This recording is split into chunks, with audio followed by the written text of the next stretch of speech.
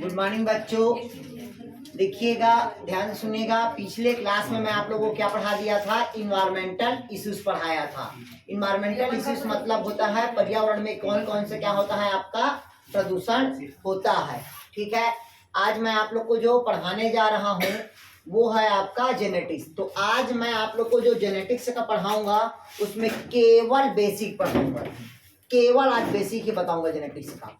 तो पहले समझिएगा जेनेटिक्स है क्या चीज, किसका अध्ययन किया जाता है। ठीक, तो इधर देखिएगा, यहाँ एक शब्द लिखा है, क्या लिखा है भाई? आपका जेनेटिक्स। जेनेटिक्स मतलब होता है आनुवांशिकी। क्या होता है? जेनेटिक्स मीन्स आनुवांशिकी, मतलब स्टडी ऑफ जीन को ही क्या कहते हैं भाई? अपन जेनेटिक्स कहेंगे। क्या कहेंगे भाई? Study of gene. Study of gene मतलब जीन का अध्ययन करना ही क्या कहलाता है? आपका जेनेटिक्स कहलाता है। क्लियर यहाँ तक के? देखिएगा, स्टडी ऑफ जीन क्या कहलाता है भाई? आपका जेनेटिक्स कहलाएगा। और ये जो जेनेटिक्स शब्द को जो देने का श्रेय जाता है, किसको जाता है भाई? आपका जेनेटिक्स शब्द को जो दिया था वो सर्वप्रथम बैटसन नामक वैज्ञानिक ने दिया था। किसने दिया था? आपका बैटसन नामक वैज्ञानिक ने। जब आप किसी बुक में देखेंगे तो जेनेटिक्स को शब्द को किसने दिया था? आपका बैटसन ने। कब दिया था? 1906 में। लेकिन बहुत सारे पुस्तक में 1900 क्या दिया है? 5 दिया है। कंफ्यूज नहीं होना है, क्लियर है? लेकिन अपने को लेना क्या है? 1906 को। आ गया समझ? मतलब स्टडी ऑफ जीन क्या कहलाएगा? आपका जेनेटिक्स कहलाएगा। और जेनेटिक्स मतलब जीन शब्द को किसने दिया था? आपका 1906 में बैटसन ने दिया था। क्लियर हुआ? इसी जीन को मेंडल ने, किसने? मेंडल ने क्या कह दिया था? इसको कारक कह दिया था। क्या कह दिया था? कारक। मतलब मेंडल ने ये कहा कि कोई भी जो कारक होता है वो एक पीढ़ी से दूसरे पीढ़ी में क्या होता है? स्थानांतरण होता है। ये कौन कहा था आपका भाई? मेंडल ने कह दिया था। क्लियर है? तो मेंडल ने जीन नहीं कहा था। मेंडल ने अगर आपसे क्वेश्चन पूछा कि कौन सा वैज्ञानिक ने जीन को कारक कहा था, किसने कहा था? आपका मेंडल ने कहा था। मतलब जीन एक प्रकार के क्या होते हैं? फैक्टर्स होते हैं जो first generation to second generation में क्या होता है? आपका ट्रांसफर होता है। क्लियर होता के? यही जो जेनेटिक्स का जो जीन होता है मतलब आनुवांशिकता की इकाई होती है। मतलब हेरिडिटी आप क्या होगा? यूनिट। मतलब आनुवांशिकता की इकाई किसे कहते हैं? तो जीन को। मतलब यूनिट। हेरिडिटी आप क्या कहते हैं भाई? हेरिडिटी आप यूनिट मतलब आनुवांशिकता की क्या कहते हैं? इसको इकाई कहा जाता है। किसको कहा जाता है? इकाई आपका जीन को कहा जाता है। किसको कहा जाता है भाई? आपका जीन को। क्लियर हुआ? मतलब क्या कहेंगे इसको? Heredity of unit. और कौन होता है? आपका जीन होगा। क्लियर हुआ तक के? फिर इसके बाद कहता है आपका, आगे देखिएगा, मिटा दो यहां तक के। ठीक, फिर ये जो जेनेटिक्स होता है ये जनरली जेनेटिक्स 3 प्रकार के जेनेटिक्स होगा। कितने प्रकार के जेनेटिक्स होगा? 3 प्रकार के जेनेटिक्स होगा। पहला होता है आपका क्लासिकल जेनेटिक्स, दूसरा होता है आपका मॉलिक्यूलर जेनेटिक्स, और तीसरा होता है आपका इकोलॉजिकल जेनेटिक्स होगा।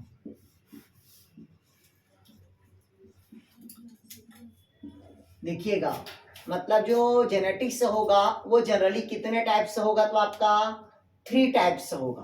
कितने टाइप का होगा भाई? आपका 3 टाइप्स होगा। देखिएगा कौन कौन सा टाइप्स होगा। ये केवल बेसिक बता रहे हैं, अभी हम अंदर नहीं गए हैं भैया। क्लियर हुआ तक के? इधर देखिएगा, जो जेनेटिक्स होगा वो कितने प्रकार के बताया मैं आप लोग को? 3 प्रकार के। पहला कौन सा होगा? आपका क्लासिकल जेनेटिक्स। क्लासिकल जेनेटिक्स में केवल मेंडल का जेनेटिक्स आएगा। क्लासिकल जेनेटिक्स में किसका जेनेटिक्स आएगा? ग्रेगर जॉन मेंडल का आएगा। इसके अंतर्गत किसका पढ़ेंगे अपन? ग्रेगर जॉन मेंडल का पढ़ेंगे। क्लियर हुआ तक के? इसके बाद होता है मॉलिक्यूलर जेनेटिक्स। तो मॉलिक्यूलर जेनेटिक्स में हमेशा क्या होता है? मतलब हम किसके लेवल पे जाएंगे? जीन लेवल पे जो अध्ययन करेंगे। किसके लेवल पे अध्ययन करेंगे? जीन के लेवल पे अध्ययन करेंगे। वो क्या कहलाएगा आपका मॉलिक्यूलर जेनेटिक्स, जिसमें आपका पुनेट का आएगा, ठीक है, आपका जॉनसन का आएगा, क्लियर है, मिलर का आएगा, बहुत सारे ऐसे साइंटिस्ट हैं जिसमें किसका आता है भाई आपका मॉलिक्यूलर जेनेटिक्स में आएगा, मोर्गन का आएगा, क्लियर हुआ यार। मतलब जितने भी अपन छोटे छोटे मॉलिक्यूलर से पढ़ेंगे लिंकेज होंगे सब किसमें आएगा आपका मॉलिक्यूलर जेनेटिक्स में आएगा, क्लियर हुआ तक के।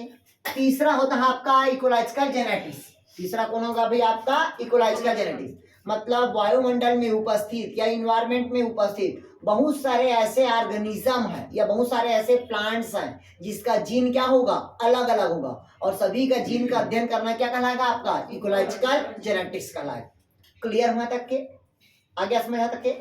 तो बाकी तीनों को कल रिवाइज करेंगे आप, क्लियर हुआ तक के, क्योंकि शुरू से पढ़ेंगे अपन तीनों को अलग अलग। फिर इसके बाद कहता है आपका, अब कहता है जेनेटिक्स में सबसे अधिक मात्रा में जो रिसर्च हुआ है, जेनेटिक्स में क्या हुआ है अधिक मात्रा में जो रिसर्च हुआ है, तो जेनेटिक्स में जो रिसर्च हुआ है वो अधिक मात्रा में किस में रिसर्च हुआ है, फंजाई पे, पहला फंजाई में अध्ययन हुआ है, दूसरा किसमें हुआ है तो आपका ड्रोसोफिला पे हुआ है, किसमें हुआ आपका ड्रोसोफिला पे, और तीसरा क्या होता है आपका एरिडोप्सिस प्लांट में हुआ है, कौन सा होगा एरिडोप्सिस, क्लियर हुआ, कौन से प्लांट में होगा एरिडोप्सिस या एंडामियन में, एंडामियन, क्लियर हुआ, कौन सा होगा भी आपका एरिडोप्सिस, एंडामियन, ये सब किस में अध्ययन हुआ है आपका प्लांट्स में। तो पहले समझिएगा फिर लिखिएगा, इधर समझ लो फिर लिखते रहना। सबसे अधिक मात्रा में पूछा कि कौन सा फंजाई में अधिक मात्रा में रिसर्च हुआ, तो कौन सा फंजाई है, तो वो जो ग्रुप होता है एस्कोमाइसिटीज का है, कौन सा है भैया आपका एस्कोमाइसिटीज का, और एस्कोमाइसिटीज समूह का कौन सा स्पीसीज है, तो वो आपको पता होना चाहिए न्यूरोस्पोरा, कौन सा स्पीसीज है भाई आपका न्यूरोस्पोरा, क्लियर हुआ। सबसे अधिक मात्रा में जो रिसर्च हुआ है वो कौन सा फंजाई में है तो आपका न्यूरोस्पोरा फंजाई पे, क्लियर हुआ था क्या, कौन सा फंजाई है तो आपका न्यूरोस्पोरा फंजाई, क्लियर है। इधर पहले समझिएगा क्यों हुआ, क्योंकि ये एक ऐसा फंजाई है जिसमें क्या होता है, इधर पहले देख लो भाई, ये ऐसा एस्कोमाइसिटीज का ग्रुप होता है जिसमें क्या होता है 8 एस्कोस्पोर का फॉर्मेशन होता है, कितना स्पोर का फॉर्मेशन होगा 8, कैसे 8 होगा, ये कप लाइक स्ट्रक्चर होता है इसकी थैलस, जैसे पेजाइजा उजाइजा देखिएगा या पेनिसिलिन, ठीक, ये कैसा होता है तो आपका कप लाइक स्ट्रक्चर, या मोर्चेला हो गया, क्लियर है, ये सब का स्ट्रक्चर कैसा होगा इस टाइप, तो पेजाइजा के इस टाइप का रहेगा, मोर्चेला का दूसरा रहेगा, पेनिसिलिन का दूसरा रहेगा, क्लियर हुआ तक के। जब हम इसकी सेक्शन की बात करते हैं तो यहाँ पर देखिएगा इस प्रकार से क्या होगा, इसकी ये थाइलस रहेगी ये, और इस प्रकार से क्या बनता है एस्कस का फॉर्मेशन होगा, ये सब क्या दिख रहा है एस्कस है, तो एस्कस के बीच बीच में क्या होता है ये पैराफाइसिस होता है, मतलब ये क्या करता है स्पोर का फॉर्मेशन नहीं होता, मतलब इस कारण इसको क्या कह देते हैं स्टेराइल कहेंगे, या इसी को कहते हैं पैराफाइसिस कहेंगे, क्या कहेंगे इसको पैराफाइसिस, और जो इस प्रकार से बना हुआ है इसको कहते हैं अपन एस्कस कहेंगे। क्या हो गया खान,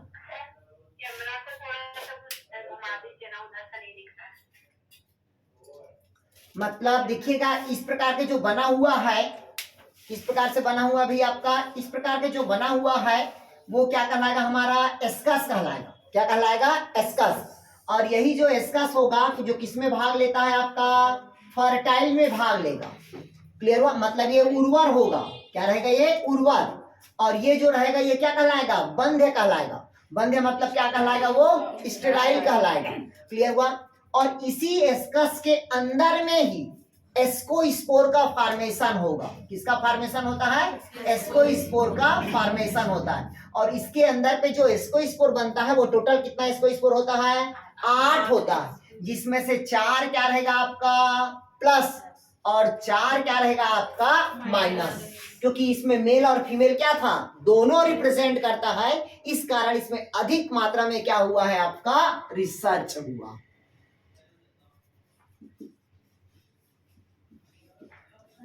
क्लियर हुआ है तक के।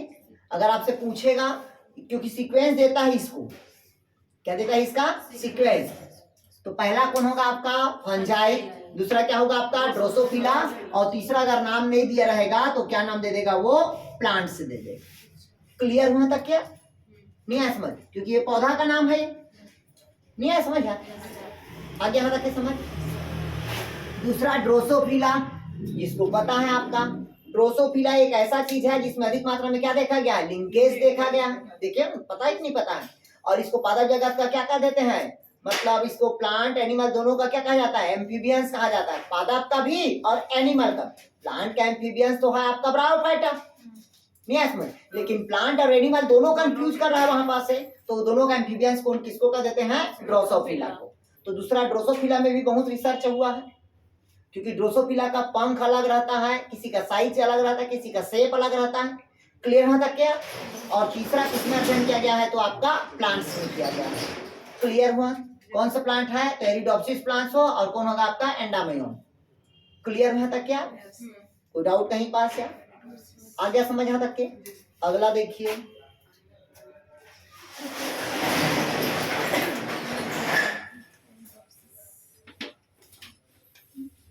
तो फंजाई में याद रखना न्यूरोस्पोरा को, याद इसको याद रखना भाई अपने को, न्यूरोस्पोरा को। अब कहता है आप जेनेटिक्स पढ़ रहे हो, तो अब देखिएगा जेनेटिक्स में क्या दिया था, छोटा छोटा नाम, बहुत सारा ऐसे नाम होता है। छोटा छोटा क्या होता है, बहुत सारे नाम होते हैं। जैसे कि आपसे पूछा, पहला नाम है इसमें जीनोम। आपसे पूछा जीनोम क्या है, तो जीनोम क्या है पूछेगा, तो जो गुणसूत्र के अगुणित सेट होगा, मतलब नंबर ऑफ हैप्लॉइड सेल या क्रोमोसोम के हैप्लॉइड सेट को ही क्या कहते हैं, जीनोम कहेंगे। क्रोमोसोम के क्या होगा भाई, क्रोमोसोम के हैप्लॉइड सेट को, हैप्लॉइड सेट को क्या कहोगे, जीनोम कहेंगे। जैसे मैं आपसे पूछा, इधर देखिएगा, अब एक शब्द लिखा हूं, कौन सा लिखा हूं, हैप्लॉइड सेट। जैसे मनुष्य में कितना जोड़ी क्रोमोसोम है, 23 पेयर्स क्या है, क्रोमोसोम्स है। 23 पेयर्स क्या है, क्रोमोसोम है। तो मनुष्य में कितने जीनोम होगा, पहला 46 होगा, 23 होगा, 44 होगा, ऑल ऑफ दिस होगा, 46 होगा,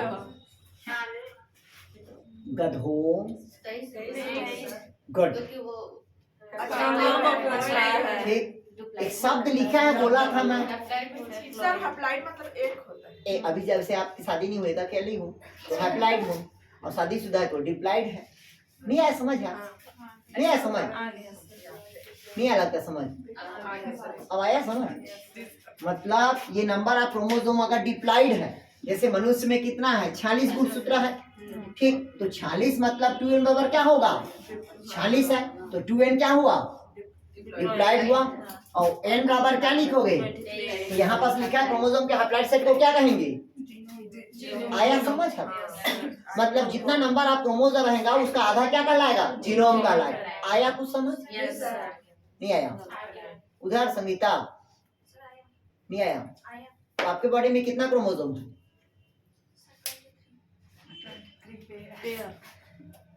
ठीक, क्लियर हुआ था क्या? तो क्या कहलाएगा आपका, जीनोम कहलाएगा। आगे समझ आता के? फिर दूसरा शब्द कहता है, देखिएगा एक, अरे यार ये किसमें लगती है हमारा, नहीं समझ आया। हाँ गायत्री ध्यान से सुनिएगा। मतलब क्या कहता है, जो गुणसूत्र का अगुणित सेट को, मतलब हैप्लॉइड सेट को ही हम क्या कहते हैं भाई, जीनोम कहते हैं। आगे समझ? हम जैसे कि मनुष्य में डिप्लॉइड में कितना है, 46 गुणसूत्र। तो जैसे कि 46 है तो 2n बराबर क्या है, 46, ये डिप्लॉइड हुआ ना। ठीक, अगर वहीं पास हैप्लॉइड रहेगा तो n बराबर कितना हो जाएगा, 23। क्लियर है? मतलब इसके सेम आधा क्या होगा आपका, हैप्लॉइड होगा, और वही हैप्लॉइड क्या कहलाएगा आपका, जीनोम कहलाएगा। क्लियर हो तक के? नहीं आया? ठीक, इसके बाद दूसरा शब्द आया है आपके पास, देखिएगा अब नया शब्द आता है आपका, इधर देखिएगा। अब एक शब्द आता है आपका जीनोटाइप। एक नया शब्द क्या आता है आपका, जीनोटाइप। किसी भी जीव के आंतरिक लक्षण को जी रिप्रेजेंट करेगा। किसको रिप्रेजेंट करेगा? आंतरिक लक्षण को जो रिप्रेजेंट करेगा वो क्या कहलाएगा उसका? जीनोटाइप। जैसे कि मान लीजिएगा, जैसे एक लड़की है जिसको एक लड़का देखने गया, ठीक, और लड़की दिखने में क्या है? बहुते सुंदर है। लड़की दिखने में क्या है? बहुते सुंदर है। क्लियर हुआ? आगे समझ? बहुत तो सुंदर है, लेकिन वो आगे बस खड़ी हो गई और कुछ बोल नहीं पाई, तो जान पाएंगे क्या उसके जीनोटाइप को? नहीं जान पाएंगे। तो दादा वादा लोग देखियो ना, चल चल के दिखाओ बेटी बोलते हैं, तो पैर को देखते हैं उसके, देखते हैं कि नहीं देखते हैं कि वो चलते बढ़ रहा है कि नहीं बढ़ रहा है, बोल पा रही कि नहीं बोल पा रही, गूंगी बहरी तो नहीं है, पूछते हैं कि नहीं पूछते हैं? तो उस नहीं पूछते, पूछते हैं भाई।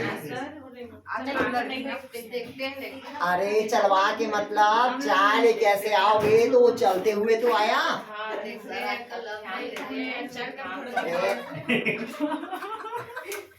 ठीक, तो किसी भी जीव के आंतरिक लक्षण को जो रिप्रेजेंट करेगा वो क्या कहलाएगा उसका भाई? जीनोटाइप कहलाता है। क्लियर हुआ? क्या कहते हैं भाई? मतलब आप लोग नहीं समझ रहे हो, वो जो चल के देखते हैं इसका मतलब ये होता है कि यहाँ पर जो बीच में जो गैप बनता है उसको देखा जाता है बुजुर्ग लोग। आया समझ? अगर आपका बॉडी फ्लैट रहेगा तो आप ज्यादा लंबे समय तक के नहीं चल पाओगे। आया समझ? वहाँ पास गैप रहता है तो इंसान का बैलेंस बनता है। ज्यादा आजकल कहाँ चल रहे हैं सर? गाड़ी में तो ठीक, मतलब किसी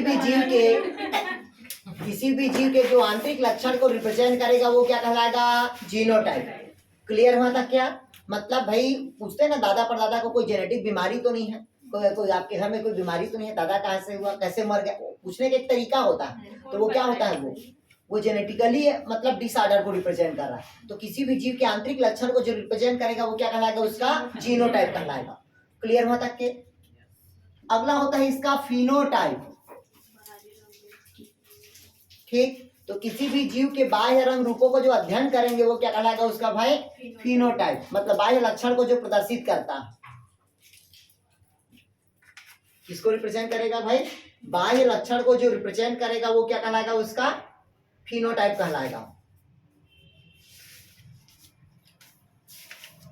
और नहीं दिखा रहा है, छोटा छोटा दिया है। सर उदाहरण बताइए। बताया तो यार। इसका अरे भाई, जब किसी लड़की के रंग रूप को देख रहे हैं, गोरी है, चिट्टी है कि काली है, तो वो क्या कहलाएगा उसका? फिनोटाइप होगा। जब उससे बात करोगे तब तो पता चलेगा उसका मानसिक बीमारी कैसा है, बात करने का तरीका क्या है, नहीं समझ आया, तब उसका क्या कहलाएगा? वो जीनोटाइप कहलाएगा। आ गया समझ यहाँ तक क्या? डाउट कहीं पास बन जाएगा यहाँ तक के?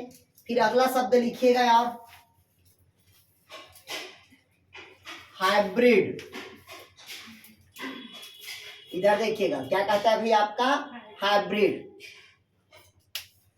इधर देखिएगा हाइब्रिड क्या होता है? जब दो प्योर के बीच क्रॉस किया जाता है तो एक नए लक्षण को जो रिप्रेजेंट होगा तो वो क्या कहलाएगा? हाइब्रिड। जैसे कि मान लीजिएगा ये कौन है? सोनवानी है। ये क्या है? सोनवानी। ठीक, इसका शादी कर दिए, तो शादी कर दिए मतलब ये भी क्या हो गई? प्योर है, शुद्ध है। ये भी प्योर है कि नहीं है? प्योर, ये भी है ना यार प्योर, मतलब ये भी शुद्ध है। और दोनों शुद्ध के बीच में जब क्रॉस करेंगे तो एक ठो अशुद्ध पैदा होगा। नहीं है समझ? मतलब अशुद्ध मतलब आधा मम्मी का जीन आया और आधा पापा का जीन आया, तो दोनों का जीन अलग अलग आया तो हम मिश्रण हुए, और मिश्रण हुए तो क्या हुए? अशुद्ध तो हुए। नहीं है समझ? मतलब दो प्योर के आपस में बीच में क्रॉस कराते हैं तो एक नए लक्षण को जो रिप्रेजेंट करता है वो क्या कहलाएगा? हाइब्रिड कहलाएगा। भाई हम सब क्या हैं? हाइब्रिड तो हैं कि एक ही जीन से पैदा हुए हैं सब। तो मम्मी का जीन अलग आया, पापा का जीन आया, नहीं आया समझ? तो दोनों के मिश्रण से हम मिक्स हुए, पैदा हुए, मतलब हम कौन सा जीन प्राप्त हुए? अशुद्ध हुए। और वही अशुद्ध हमारा क्या कहलाएगा? हाइब्रिड कहलाएगा। आया समझ? बोलते हैं ना शुद्ध घी देना, तो कहाँ मिलता है शुद्ध घी? उसमें तो कई ठो गाय का मिश्रण रहता है। नहीं आया समझ? तो अशुद्ध घी हुआ कि नहीं हुआ? फिर से बोलिए तो सर लाइन उसका लाइन लिखे चलिए। जब दो लिखेगा, जब दो अलग अलग शुद्ध, जब दो अलग अलग शुद्ध एलील के मध्य, एलील के, हाँ शुद्ध एलील के मध्य, एलील के मध्य संकरण कराया जाता है, जब दो एलील के, क्या लिखा, संकरण कराया जाता, हाँ जब दो अलग अलग शुद्ध एलील के मध्य संकरण कराया जाता है तो एक नए लक्षण को लेकर उत्पन्न होता है, तो एक नए लक्षण को लेकर उत्पन्न होता है, तो एक नए लक्षण को लेकर उत्पन्न होता है, तो उसे हाइब्रिड कहते हैं, तो उसे क्या कहते हैं भाई, हाइब्रिड कहते हैं।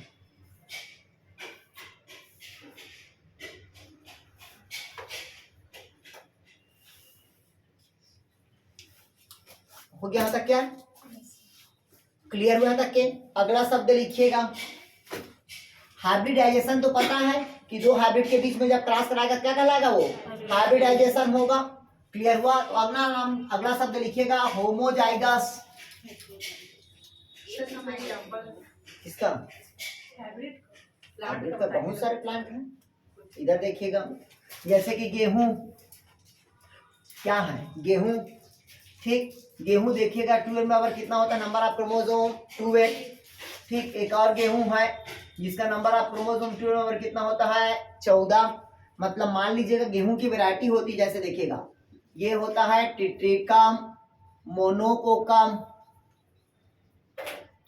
टिट्रिकम डाइकोकम, टिट्रिकम वल्गेयर, टिट्रिकम एस्टिवम, मतलब बहुत सारे क्या होती हैं, वैरायटी होती है। तो number of chromosome 2n number कितना है 14, 2n नंबर कितना है 14 है। जब दोनों का एक एक आएगा, एक एक आएगा ना, n बराबर कितना आएगा 7, n बराबर कितना आएगा 7, तो n मिलके कितना हो जाएगा 2n, और 7 दूनी कितना हो जाएगा 14। इसका मैं क्या कर दिया, सेल्फिंग किया, तो 2 का कितना हो जाएगा 4, और 14 कितना हो जाएगा 28।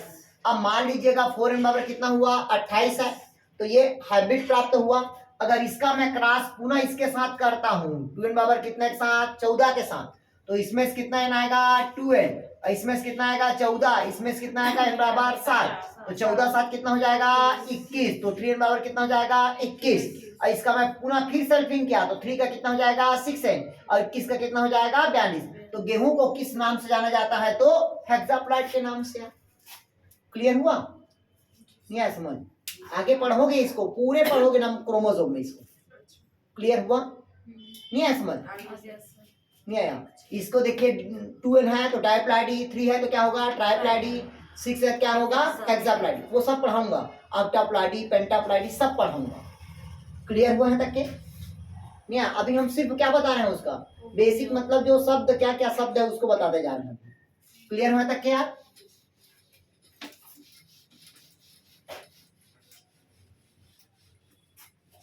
अब देखिएगा होमोजाइगस और क्या कहते हैं भाई आपका हेटेरोजाइगस, उसी को कहते हैं होमोलोगस, और क्या होगा भाई आपका हेटेरोलोगस। तो पहला देखिएगा होमोलोगस,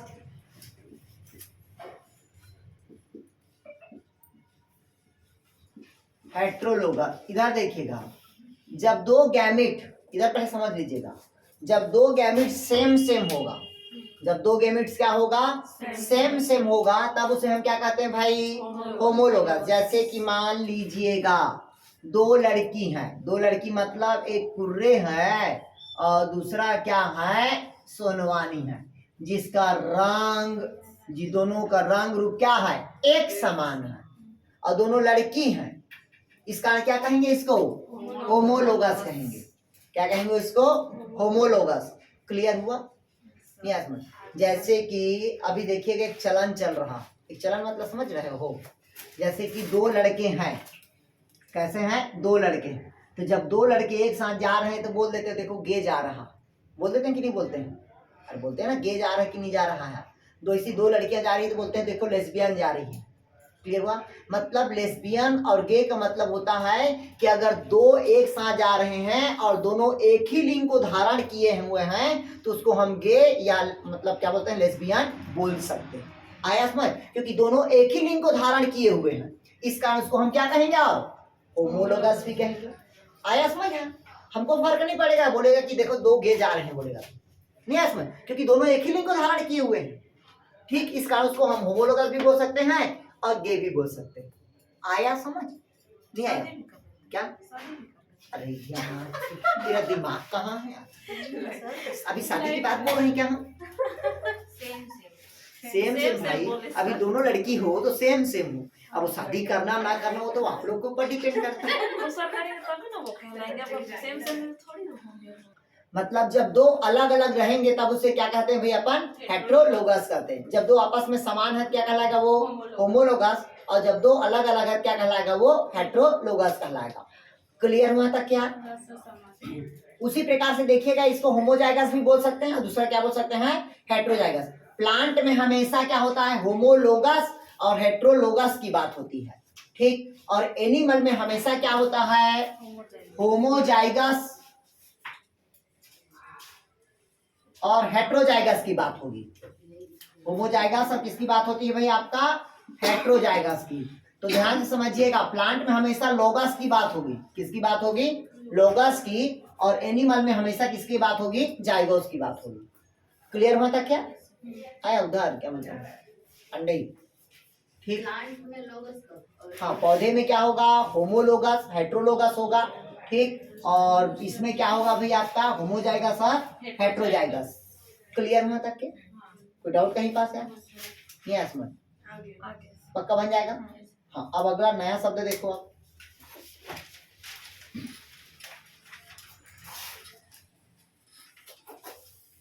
क्लियर हुआ यहाँ तक के आप? ठीक। एग्जांपल कलर चेंज करने के लिए होता है क्या? किसका कलर चेंज? प्लांट में दो के अलग अलग क्या, सब चीज अलग अलग चेंज करने के लिए हो सकता है, ठीक।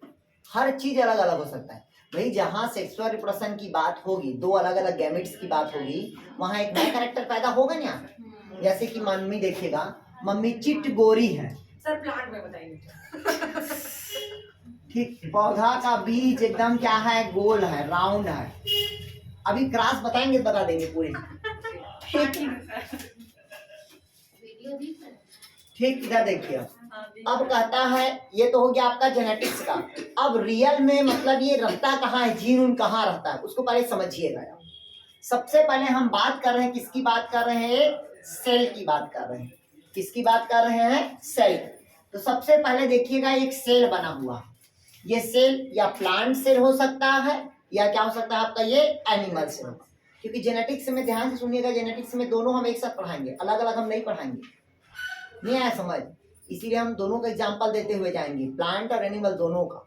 नहीं आया समझ, ऐसा नहीं है कि प्लांट का अलग पढ़ा दे एनिमल का अलग पढ़ा दे, ऐसा नहीं होगा। आया समझ, क्योंकि जेनेटिक्स दोनों का हम क्या लेके चलेंगे, एक साथ लेके चलेंगे। आया समझ, एग्जाम्पल बस अलग अलग पढ़ेंगे। क्लियर वहां तक क्या? तो ये कौन सेल है भाई, मान लीजिएगा प्लांट सेल है या क्या है आपका, एनिमल सेल है। क्लियर वहां तक की? अब इस सेल के अंदर पे एक द्रव भरा होता है, सेल के अंदर में क्या भरा रहता है, द्रव भरा होता है। और वो कौन सा द्रव रहता है आपका, साइटोप्लाज्म होगा। कौन सा प्लाज्मा होगा आपका, साइटोप्लाज्म। और किसी भी सेल को कंट्रोल करने के लिए एक सेल ऑर्गन्स पाया जाता है, जिसको कहते हैं अपन न्यूक्लियस कहेंगे। क्या कहेंगे उसको, न्यूक्लियस। तो सेल के अंदर पे क्या है भाई आपका, न्यूक्लियस है। क्लियर हुआ? सेल है, सेल के अंदर पे कौन सा द्रव है, साइटोप्लाज्म। और उसी साइटोप्लाज्म में खेलते हुए बीच में क्या है, तो आपका न्यूक्लियस। क्लियर हुआ तक के? अब ये चारों तरफ है, ये तो न्यूक्लियर मेम्ब्रेन हुआ। क्या होगा भाई आपका, न्यूक्लियर मेम्ब्रेन। और छोटे छोटे छिद्र दिख रहा है, वो न्यूक्लियर पोर होगा। क्लियर हुआ? अब इसके अंदर क्रोमेटिन के क्या रहता है, धागा। ये क्या कहलाएगा, क्रोमेटिन के धागा। कौन सा धागा है, तो क्रोमेटिन के धागा। क्लियर हुआ तक के? और क्रोमेटिन के धागा में डीएनए रहेगा और प्रोटीन रहेगा, ना कि आरएनए। ध्यान से समझिएगा, क्रोमेटिन के धागा में क्या रहेगा, डीएनए रहेगा और क्या रहेगा, प्रोटीन। इसके अलावा हिस्टोन और प्रोटीन रहता है। मतलब हिस्टोन प्रोटीन है एक प्रकार के, डीएनए रहेगा, हिस्टोन प्रोटीन उपस्थित रहेगा। किस में रहेगा? तो क्रोमैटिन के थ्रेड्स में। आया समझ तक के? और ये जो इसके अंदर पे एक न्यूक्लियस के अंदर पे न्यूक्लियोलस रहता है, क्या रहता है? न्यूक्लियोलस रहता है, जिसके अंदर केवल आरएनए प्रेजेंट होता है। इसी के कारण प्रोटीन का क्या होगा? सिंथेसिस होगा। इसी के कारण क्या होगा? प्रोटीन का सिंथेसिस होगा। क्लियर हुआ तक के? पहले सेल है, सेल के अंदर क्या है? साइटोप्लाज्म है। साइटोप्लाज्म में खेलते हुए क्या है? केंद्रक है। केंद्रक के चारों तरफ बाइलेट क्या है? मेम्ब्रेन है। मेम्ब्रेन से अपने को कोई मतलब नहीं है। केंद्रक को नियंत्रण करने वाला केंद्रक, मतलब सेल को नियंत्रण करने वाला केंद्रक से अपने को कोई मतलब नहीं है। केंद्रक के अंदर उपस्थित क्या है अपने पास? क्रोमैटिन के धागा। ये क्रोमैटिन के धागा को क्या कह देते हैं अपन? डीएनए बोलते हैं। और क्या बोल देते हैं? हिस्टोन। और क्या कहते हैं अपन? प्रोटीन का। क्लियर हुआ तक के? कोई डाउट कहीं पास? अब सबसे पहले केंद्रक में क्या होता है? विभाजन होगा, क्योंकि भाई सेल में विभाजन होगा ही।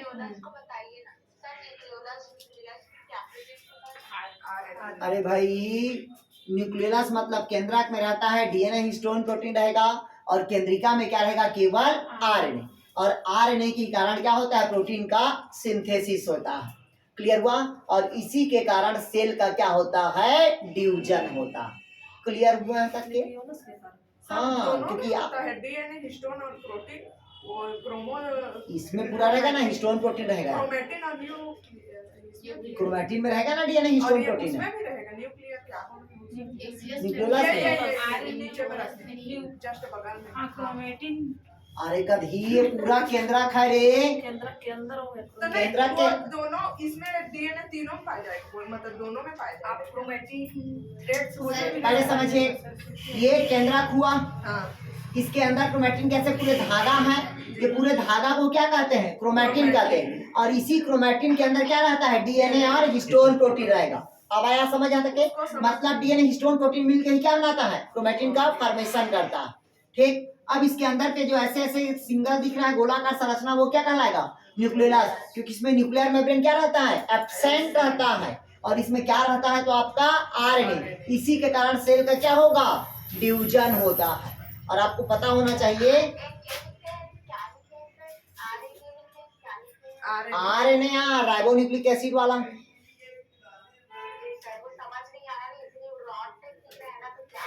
अरे आरएनए, हमारा एन वैसी बनता है यार, इसलिए दिक्कत है। क्लियर हुआ है तक क्या?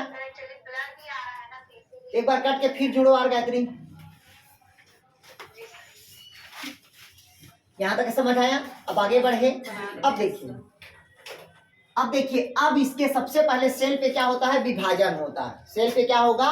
विभाजन। तो सेल पे विभाजन जनरली कितने प्रकार का होता है यार? सुनवानी, कुर्रे, अनुप्रिया, गुड। पहला सेल में साइटोसिस, पहला होता है साइटोप्लाज्म का विभाजन, जिसको कहते हैं अपन साइटोकाइनेसिस। क्या कहेंगे भाई? साइटोकाइनेसिस। मतलब कोशिका द्रव्य के विभाजन को हम क्या कहते हैं भाई? साइटोकाइनेसिस। और दूसरा विभाजन होता है आपका न्यूक्लियस का। दूसरा किसका विभाजन होता है? न्यूक्लियस का। तो उसको अपन क्या कहते हैं? कैरियोकाइनेसिस। क्लियर हुआ? और किसी भी के डिवीजन होने के लिए कितने ऑपरेटर्स की आवश्यकता होती है? तो 3 उपकरण की आवश्यकता होती है। कितने उपकरण की आवश्यकता होती है? 3 ऑपरेटर्स की। कितने ऑपरेटर्स की? 3 ऑपरेटर्स की। तो पहला ऑपरेटर्स का नाम देखिएगा, क्या क्या डिवीजन होता है। पहला होता है आपका सेंट्रियोल, ये ऑपरेटर्स है आपका। ठीक। दूसरा होता है आपका स्पाइंडल फाइबर। क्या होगा दूसरा? Spindle fibre. और तीसरा होता है आपका एस्टर रे। ये 3 ऐसे उपकरण है जिसके कारण सेल का क्या होता है? विभाजन होगा। क्लियर हुआ तक के? अब सेल का विभाजन हुआ तो साइटोप्लाज्मिक विभाजन को अब छोड़ दो। अपने को क्या देखना है? अपने को जीन देखना है। अब केंद्रक का क्या हुआ? विभाजन हुआ। तो केंद्रक के विभाजन को हम क्या कहते हैं? कैरियोकाइनेसिस। अब जब केंद्रक का विभाजन हुआ, मिटा दूं,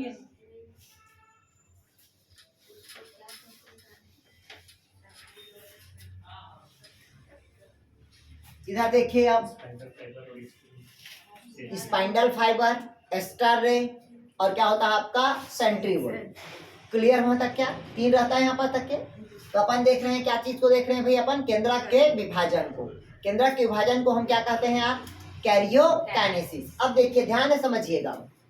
अब या माइटोसिस डिवीजन हुआ तो माइटोसिस हमेशा कौन सेल में बताया था मैं आप लोग को? सोमैटिक सेल पे।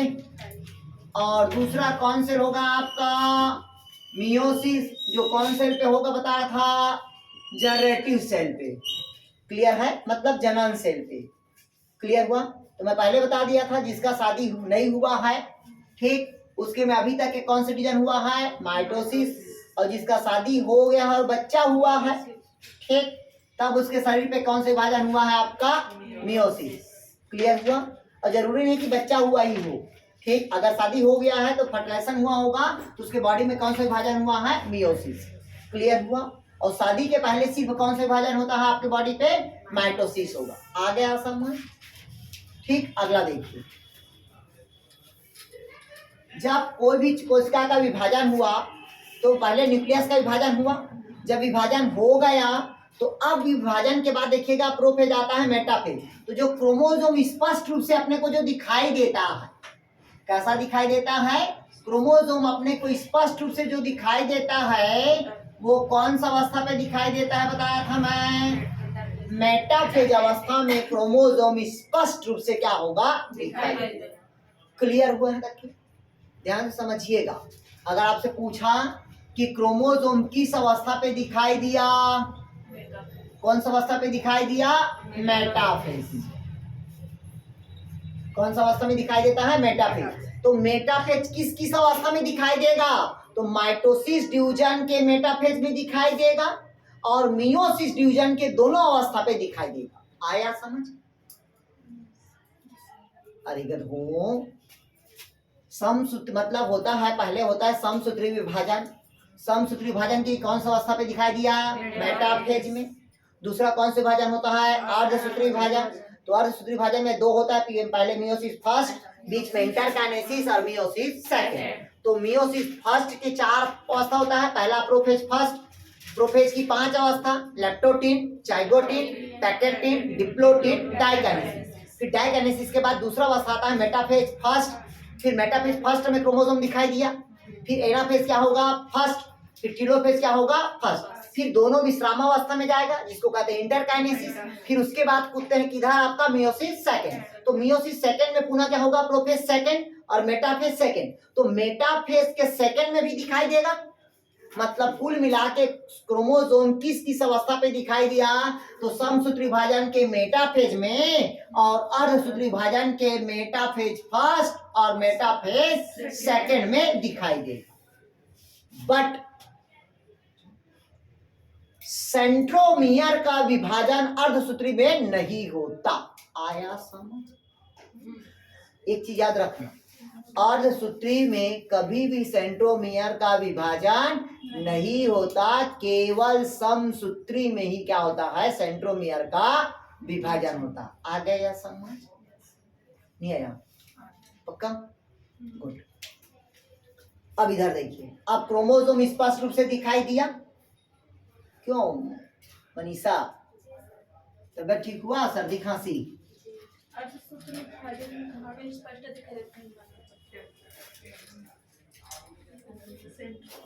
क्रोमोसोम दिखाई दे दिया।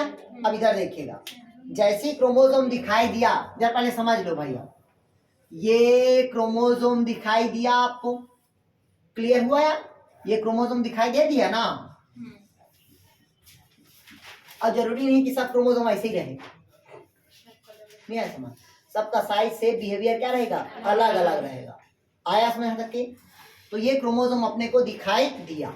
जब क्रोमोसोम दिखाई दिया, और क्रोमोसोम देखने वाले वैज्ञानिक भी अलग थे, मतलब क्रोमोसोम को सर्व बार जो देखा था वो हाफ मिनिस्टर नामक वैज्ञानिक ने देखा था।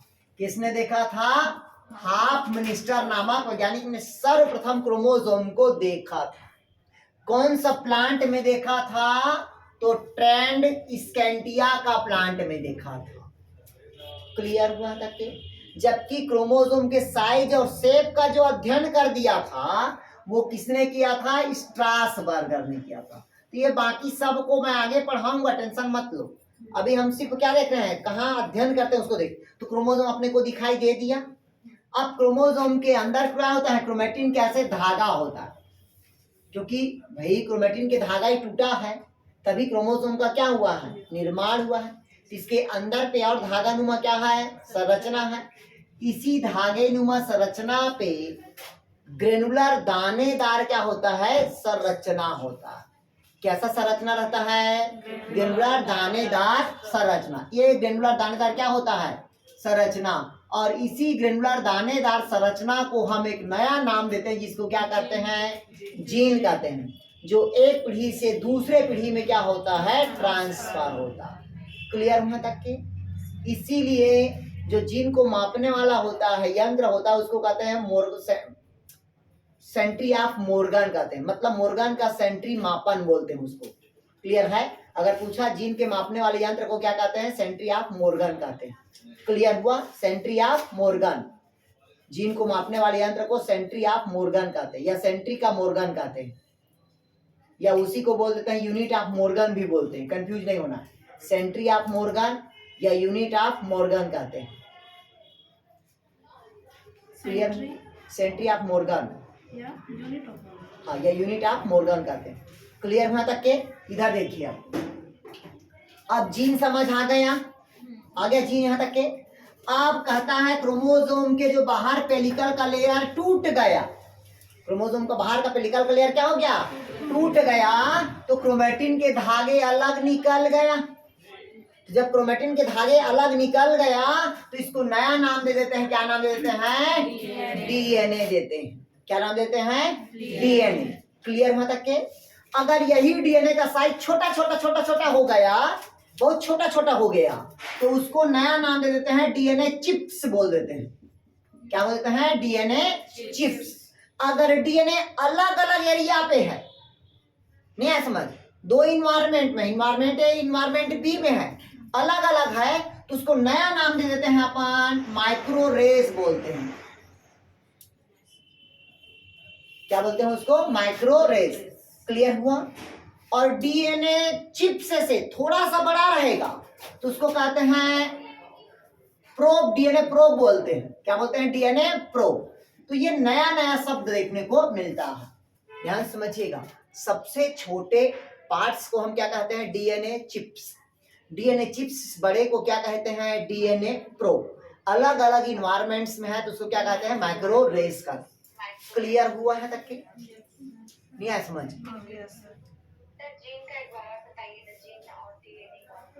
इधर कहता है क्रोमोसोम के ऊपर अगर लीनियर क्रम में ग्रेनुलर दानेदार जो संरचना है रेखीय क्रम में रहेगा, लीनियर मतलब रेखीय क्रम में रहेगा, तब उसे क्या कहते हैं? जीन कहते हैं। क्योंकि आपको पता होना चाहिए जीन की क्रियात्मक इकाई कौन होता है? सिस्ट्रान होता है। जीन की क्रियात्मक इकाई कौन होता है? सिस्ट्रान। तभी जीन आगे पढ़ाएंगे ना आप लोग, रिकान, म्यूकॉन, सिस्ट्रान, कम्प्लान, तो पढ़ोगे आप लोग एक्सान, इंट्रॉन। ठीक है? अभी हम सिर्फ क्या पढ़ते जा रहे हैं? बेसिक पढ़ते जा रहे हैं। मतलब हम वहां अध्ययन करेंगे तो यही जो जीन का और डीएनए का अध्ययन करेंगे वही क्या कहलाएगा? आपका मॉलिक्यूलर और क्लासिकल जेनेटिक्स हो गया। अब समझ आ गया डीएनए कहाँ रहता है, जीन कहाँ रहता है? कोई आ गया कि नहीं आया? नहीं आया? पक्का? आगे बढ़े, अब आगे देखते हैं।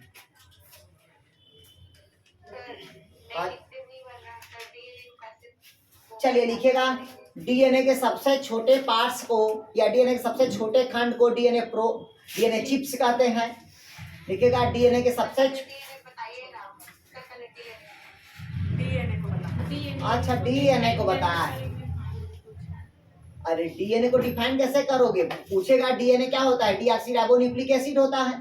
ठीक, जो तीन चीजों से मिलकर बना होता है। पहला होता है नाइट्रोजिनस का बेस, दूसरा होता है फास्फोरस और तीसरा होता है शुगर। क्लियर हुआ है? बाकी सब पढ़ाऊंगा भाई, टेंशन मत लो। आगे सबको पढ़ाऊंगा, डीएनए पढ़ाऊंगा, जीन पढ़ाऊंगा। मैं अभी तक सिर्फ इसको क्या बता रहा हूँ, मतलब हमको कहाँ कहाँ पढ़ना है उसके सिर्फ लाइन को बता रहा हूँ, सीक्वेंस को। ठीक, इधर देखिएगा, सबसे छोटा पार्ट्स होता है डीएनए चिप्स। ठीक, इससे बड़ा को डीएनए प्रोब्स अलग अलग इन्वायरमेंट में है तो उसको कहते हैं माइक्रो रेस। क्लियर हुए तक के? आ गया समझ? चलिए आगे बढ़ूं।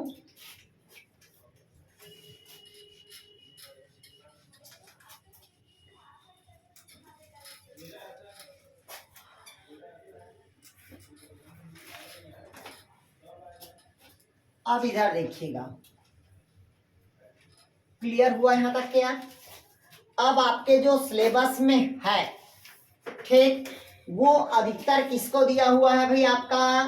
मतलब अब कहता है आपका जेनेटिक्स में दिया है आपका दो चीज को दिया है, वेरिएशन दिया है। तो पहले वेरिएशन को बाद में पढ़ाएंगे, पहले अपन मेंडल का कहानी बता देते हैं। नहीं आया समझ? मेंडल का कहानी, मेंडल ने किसमें काम किया था, ये सबको मैं बता देता हूँ। उसके बाद ये अंतिम टॉपिक रहेगा आपका वेरिएशन वाला इसमें का। नहीं आया समझ? ठीक, तो अब आप लोग का जो मेन टॉपिक है वो स्टार्ट हो गया। आ गया समझ? कुछ कुछ और बचा हुआ है छोटा छोटा शब्द, तो हम पुस्तक लेके आएंगे कल एलेन वाला, तो उसमें बता देंगे आप लोग को यार। क्लियर हुआ? अब सबसे पहले अपन देखते हैं मतलब जिसको कहते हैं फादर ऑफ जेनेटिक्स। तो फादर ऑफ जेनेटिक्स किसे कहते हैं भाई आप लोग को पता होना चाहिए। किसको कहते हैं यार फादर ऑफ जेनेटिक्स है यार? Gregor John Mendel.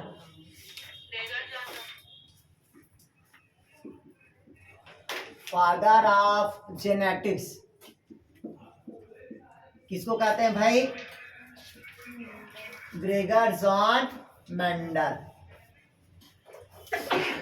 किसे कहते हैं भाई? ग्रेगर जॉन मेंडल्स को क्या कहते हैं भाई अपन? Father of genetics, father of experimental genetics.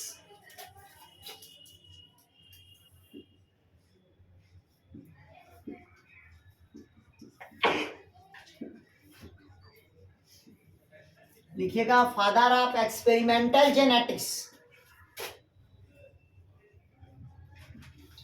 किसको जाता है? मॉर्गन को।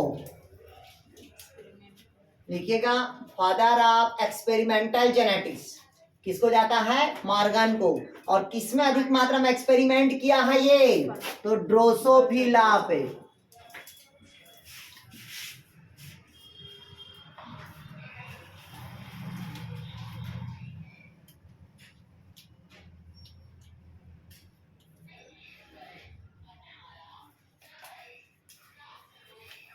हुआ क्या? लिखिए भाई फादर ऑफ एक्सपेरिमेंटल जेनेटिक्स कौन होता है आपका? मॉर्गन को जाता है। क्लियर है तक के? आगे बढ़िए।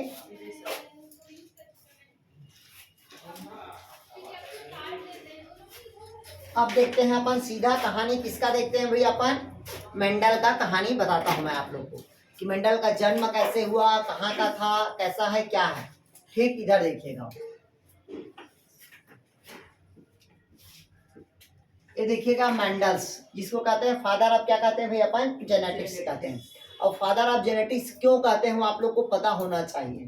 ठीक, तो मेंडल का जो जन्म हुआ था वो सिलीसिया गांव में हुआ था। कहाँ हुआ था? तो भाई आपका सिलीसिया गांव में हुआ था। कब हुआ था? तो 23 जुलाई 1822 को मेंडल का क्या हुआ? जन्म हुआ। कब हुआ था जन्म? 23 जुलाई 1822 को मेंडल का जन्म हुआ। जबकि 22 जुलाई 1884 को इसकी क्या हो गया? मृत्यु हो गया। क्लियर है तक के? ध्यान समझिएगा। क्या बोले? जैसा पैदा हुआ वैसे वो स्वाभाविक प्रकृति का नियम है, उसी के आसपास ही डेथ होते हैं। आया समझ? जैसे कि हम मार्च में पैदा हुए हैं तो मार्च के अप्रैल मई में डेथ हो सकता है, नहीं है समझ? या मार्च के पहले हो सकता है, जनवरी फरवरी। मतलब वैसी सिमिलरिटी, मतलब जहाँ उसका डेट ऑफ बर्थ आता है या जाता है उसी के बीच में उस व्यक्ति का मृत्यु लिखा रहता है। आया समझ? है नहीं आया? वो तो भगवान घर से लिखा गया कब पैदा होना था और कब डेथ होना है। वो नहीं आया समझ? नहीं आया लगता है कि मनुष्य लिखता है तो लिखा रहता उसके डेथ हो गई। नहीं आया समझ? लिखा रहता है, सबका प्रकृति का नियम है भाई। इधर देखिएगा, क्लियर हुआ यार? जैसे हम भी बताते हैं, हम भी क्या बोलते हैं, पहले जब शादी नहीं हुआ था पंडित के पास गए थे। ठीक, नहीं आया समझ? हमको पूरा हिस्ट्री बता दिया हमारा, और सच में एकदम रियल में सही होते गया। ठीक, इधर देखिए। क्या बोले? कौन सा पंडित के पास गए थे ये भी जाएगी। पंडित नहीं, मतलब जो हस्त देखता है वो। ठीक, इधर देखिएगा। अगला कहता है, इधर देखिएगा क्या कहता है भाई आपका, मेंडल का जन्म कब हुआ? सिलिसिया गांव में। कब हुआ भाई? 23 जुलाई 1822 को। जबकि मृत्यु कब हुआ? 22 जुलाई 1884। मेंडल का क्या हुआ? मृत्यु हुआ। मेंडल देखिएगा रियल में क्या था? मैथ्स का टीचर था। कौन सा टीचर था? मैथ्स का टीचर था। लेकिन ये मैथ्स का टीचर होने के साथ साथ ये चर्च में क्या करता था? ये पादरी के रूप में काम करता था। चर्च के मतलब चर्च में क्या करता था? ये पादरी के रूप में काम करता था। और वही काम करते करते देखा कि वहां बहुत सारे मटर के क्या थे? पौधा थे। तो मटर के पौधे के ऊपर बहुत सारे वैज्ञानिक है जिन्होंने रिसर्च कर चुका था। बहुत सारे वैज्ञानिक है जिन्होंने मटर के पौधे पे क्या किया था? रिसर्च कर चुका था। लेकिन वो गलती ये नहीं किया जो पहले वैज्ञानिक ने गलती किया था। इन्होंने क्या किया? केवल मटर के पौधे के साथ करेक्टर दिया था। बाकी वैज्ञानिक पूरा होल प्लांट को लेते थे, लेकिन ये उन्होंने गलती ऐसा नहीं की। क्लियर हुआ? मेंडल ने कम से कम मटर के पौधे कितना करेक्टर लिया था आपका? 7 लक्षण लिया, और 7 लक्षण पे क्या किया इन्होंने? एक्सपेरिमेंट किया था। क्लियर हुआ तक क्या? फिर कहता है कि जब मेंडल का जन्म हुआ और डेथ हुआ, वो सब पूछता नहीं है। पादरी के रूप में काम किया, मैथ्स का टीचर था, बायो की तरफ बाद में फोकस हुआ, डेथ कैंसर के रूप में हुआ, ये सब नहीं पूछता। पूछेगा तो कैंसर के रूप में क्या हुआ? उसका डेथ हुआ। आया समझ? नहीं आया समझ? इसके मरने के बाद ही इसको नोबेल पुरस्कार से क्या किया? प्रोत्साहित किया गया। क्यों किया गया वो भी बताऊंगा मैं आपको। और मेंडल के उसके ऊपर किसी का ध्यान नहीं गया था, क्योंकि मेंडल जिस समय काम कर रहा था उसी समय उधर जीवों के ओरिजिन की बात चल रहा था। उधर चार्ल्स डार्विन का अलग कहानी चल रहा था, इधर ग्रेगर जॉन मेंडल की कहानी अलग चल रहा था। दोनों एक दूसरे को नहीं जानते थे। शायद दोनों अगर एक दूसरे को जानते तो आज जीवों की उत्पत्ति कैसे हुआ है वो कंफर्म हो जाता। अभी भी कोई नहीं बता पाता जीवों की उत्पत्ति कैसे हुआ है, लेकिन ऐसा कहा जाता है कि कोई भी जीवों की उत्पत्ति पूर्व में उपस्थित जीवों से ही हुआ। नहीं आया समझ? आया कि नहीं आया? मतलब पहले कोई भी जीव, जैसे बोलते हैं ना, जैसे ये हिंदू है तो बोलती है कि मनु और शत्रुपा से पैदा हुआ हूँ। ये क्रिश्चियन है तो बोलती है कि मैं क्या बोलते हैं बाइबल से हुआ हूँ। ठीक, वो अगर वो है क्या बोलती है वो 7 दिन में पैदा हुआ है, पृथ्वी बोलता है। तो सब अलग अलग मान्यता है। नहीं आया समझ? ये सब लेकिन बकवास है। बकवास मतलब समझते हो? मतलब कोई भी जीवों की उत्पत्ति पूर्व में उपस्थित जीवों से ही होता है। जैसे कि पाश्चराइजर बोलता है कि क्या बोलते हैं चूहे से मतलब नया जीव पैदा हो गया। अरे गधा, आटा रखे रहोगे तो कहीं से आया होगा चूहा। नहीं आया समझ? कि आटे से कैसे चूहा पैदा होगा? नहीं आया समझ? हाँ, लेकिन माइक्रो ऑर्गेनिज्म ग्रोथ करता है। नहीं आया समझ? आ गया समझ? क्योंकि माइक्रो ऑर्गेनिज्म क्या करता है? ग्रोथ कर लेता है। क्योंकि फंगस तो ऐसे ही ग्रोथ कर लेता है। नहीं आया? लेकिन उसको ग्रोथ करने के लिए उसको क्या चाहिए? न्यूट्रिशन चाहिए, भोजन चाहिए, तभी ग्रोथ करता है। नहीं पता, आलू को उबाल देना और ऐसे फेंक देना किसी दिन, फंगस लग जाता है। नहीं आया समझ? ठीक, किसी में भी लग जाता है। उसी में हमारा पीएचडी भी चल रहा है, टेंशन मत लो, गेहूं में ही चल रहा है। ठीक, क्लियर हुआ? या उसी के ऊपर है, फंगस के ऊपर है। क्लियर हुआ तक? अरे एक दिन लगता है उपत्ति करने में। क्लियर हुआ यहाँ तक के? आ गया समझ? अब मेंडल का जब जन्म हो गया, मृत्यु हो गया, तो मेंडल ने टोटल कितने साल सरवाइव किया? केवल कितने साल सरवाइव किया? वो 62 साल। कितना साल जिंदा था? 62 साल। और वो 62 साल में मेंडल ने मटर के पौधे पे, अब मटर के पौधे बस नहीं, मटर अगर पूछेगा किस मटर पे काम किया था तो स्वीट पी पे किया था, मीठा मटर पे काम किया था। ध्यान से समझिए तो क्वेश्चन को, मतलब क्या कहता है भाई वो स्वीट पी है, मीठा मटर पे क्या किया था उन्होंने? काम किया। अगर पूछेगा मटर बस तो नहीं, मीठा मटर दिया रहेगा, तब उसमें टिक लगाना। क्लियर है? मेंडल ने कौन से पौधे पे काम किया था? तो मीठा मटर पे काम किया। और जब काम किया तो उन्होंने क्या किया था? जब 62 साल जिंदा था, कितने साल सरवाइव किया उन्होंने? 62 साल। उस 62 साल में मेंडल ने मटर के पौधे पे 7 साल काम किया। केवल कितना साल काम किया है? 7 ईयर काम किया है। अगर पूछा आपसे मेंडल ने मटर के पौधे पे केवल कितना साल काम किया है तो केवल 7 साल। और हम तो 6 महीना पढ़ते हैं और नौकरी नहीं लगा बोल के घर चल देते हैं। नहीं समझ? या 1 साल पढ़ते हैं और नौकरी नहीं लगा बोल के घर चल देते हैं। जाते कि नहीं लगते? नहीं समझ? जैसे हमको देखो, अभी हमको कॉलेज में 11 साल हो गया ढाक में पढ़ाते हुए, ठीक, 11 साल नहीं आया। और 11 साल में हम किसी का ऐसे चमचागिरी या तेल पालिश नहीं किए, नहीं ऐसा। लेकिन हमारे जो बाद है हम लोग को रेगुलर कर दिए, हमको नहीं किए क्योंकि हम चमचागिरी नहीं करते, नहीं ऐसा। तो उसी प्रकार से मेंडल ने कितने साल काम किया? 7 साल। और 7 साल जब काम किया तो वो कौन कौन से ईयर में काम किया था, ध्यान से सुनिएगा भाई। इसका जन्म बताया मैं आप लोग को 23 जुलाई 1800 कब हुआ था? 22 में हुआ। मृत्यु कब हुआ? 22 जुलाई 1800 कब हुआ था? 84। टोटल कितने साल सरवाइव किया? 62 साल। और 62 साल में कितने साल काम किया? 7 साल। और वो 7 साल जो काम किया था वो 56 की क्रांति से लेकर 1800 कहाँ हुआ? 64 तक में उसकी क्रांति समाप्त हुई। आया समझ? नहीं सॉरी, 57 से 1857 की क्रांति से लेकर 1864 तक के काम किया। मतलब वो 1857 से स्टार्ट किया काम करने के लिए और 1864 में वो काम को क्या कर दिया उन्होंने? समाप्त कर दिया। आया समझ? ये ईयर को पूछता है कि कौन से ईयर तक के काम किया, तो कौन से ईयर तक के काम किया? 1857 से लेकर 1864 तक काम किया। कितना साल हुआ? 7 साल। क्लियर हुआ? अब मेंडल ने मटर के बीज पे जब 7 साल काम किया तो कितने हजार बार किया होगा? तो मटर के पौधे के बीज पे 10,000 बार काम किया। कितने बार काम किया?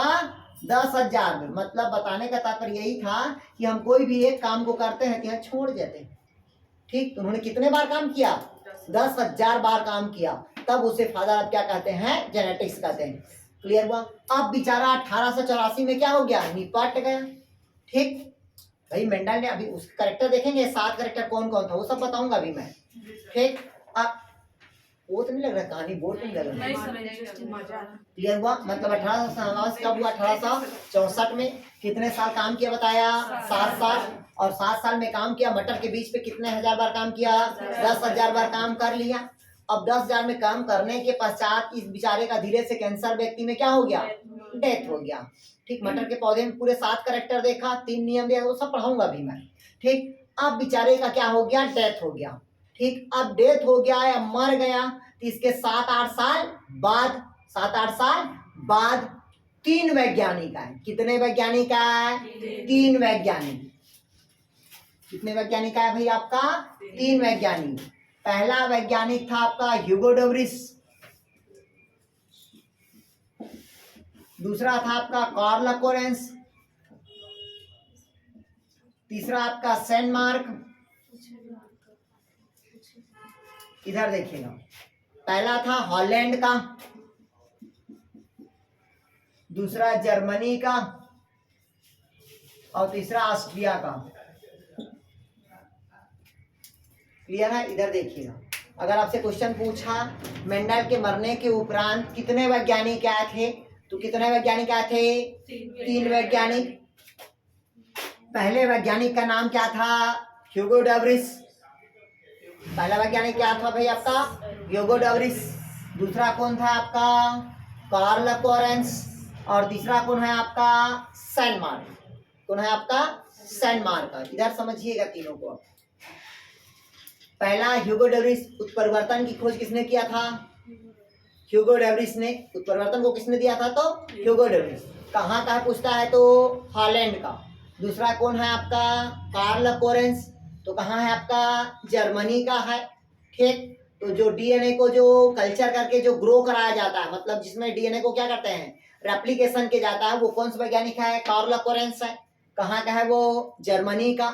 तीसरा कौन है आपका? सेंट मार्क, तो कहाँ का है वो? ऑस्ट्रिया। तो याद रखना इसमें सेंट मार्क में जानते हो? सेंट मार्क जो पहले क्रिकेटर थे, डेथ हो गया है।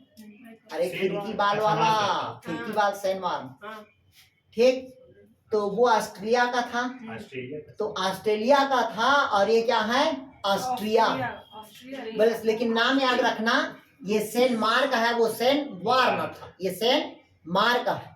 कहाँ का है ये? ऑस्ट्रिया का। वो कहाँ का था? ऑस्ट्रेलिया। तो याद हो जाएगा ये। पहला ये तो जान रहे हो, उत्परिवर्तन हॉलैंड। और कार्ल लकोरेंस कहाँ का है? ये जर्मनी का है। ये किस में किया था? मतलब उसी पे मटर के पौधे पे ही तीनों वैज्ञानिक ने क्या किया, काम किया। अब काम करने के बाद देखा कि जो मेंडल ने काम किया वो रियल में क्या है, परफेक्ट है, सही काम किया है। इस कारण उसके मरने के पश्चात उसको नोबेल पुरस्कार से क्या किया, प्रोत्साहित किया गया। जैसे कि कुर्रे कोई काम करके यहाँ गई है और करने के बाद क्या हो गया, इसका डेथ हो गया। 5 साल बाद आप आए तो देखिए ये कुर्रे यहाँ पास कुछ काम की थी, उसमें रिसर्च किए तो पूरा श्रेय किसको जाएगा, कुर्रे को जाएगा। नहीं है समझ, नहीं आ रहा तो लिखा होगा ना, लिखा होगा बुक में, तभी तो एक्सपेरिमेंट किए। नहीं आया समझ, नहीं आया समझ। क्लियर हुआ तक के भाई, जैसे कोई भी काम करते हैं, जैसे हम ही कुछ काम करते हैं, ठीक, जैसे हम बताते हैं आपको कहानी, जैसे हम घर कब, जमीन कब लिए, घर कब बनाए, कितना लागत हुआ, कितना एक एक रूप हमारा लिखाया हुआ। नहीं आया समझ। तो हर व्यक्ति लिखता है, ऐसा नहीं है। जैसे कोई अच्छा काम रहता है तो उसको लिखते हैं कि हाँ डायरी में ये काम हुआ। नहीं आया समझ, नहीं आ लगता समझ।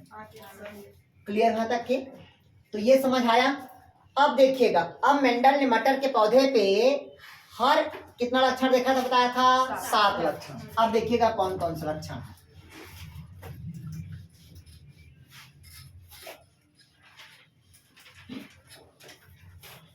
मेंडल ने मटर के पौधे पे कितना लक्षण देखा, बताया मैं आप लोग को 7 कैरेक्टर। कितना कैरेक्टर भाई आपका, 7 कैरेक्टर्स। और हर एक कैरेक्टर का उन्होंने डोमिनेंट और हर एक कैरेक्टर का क्या देखा, उन्होंने रिसेप्सिव देखा। क्लियर हुआ, मतलब हर एक कैरेक्टर का उन्होंने क्या देखा था, प्रभावी लक्षण, और हर एक उसी कैरेक्टर का क्या देखा उन्होंने, अप्रभावी। जैसे कि देखिएगा, ठीक, बुरा मत मानिए, ठीक, होली का दिन आने वाला है, ठीक, देखिएगा दिखने में क्या है, बहुत सुंदर है, लेकिन आदत क्या है, खराब है। मतलब क्या हुआ, ये दिखने में सुंदर मतलब क्या हुआ, प्रभावी, ठीक, और उसी का क्या होगा, वो अप्रभावी।